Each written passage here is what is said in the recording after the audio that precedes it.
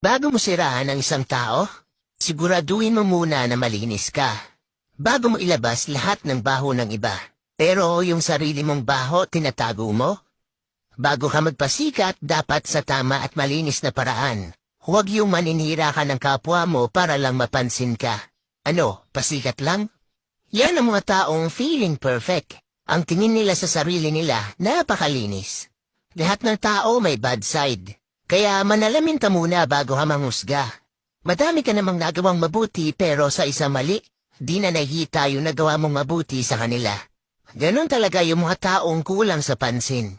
Kahit mali sa mata nyo at labag sa paniniwala nyo, wala pa rin kayong karapatan manghusga ng kahit sino. Hindi nyo alam kung ano ang pinagdaraanan sa buhay ng bawat tao.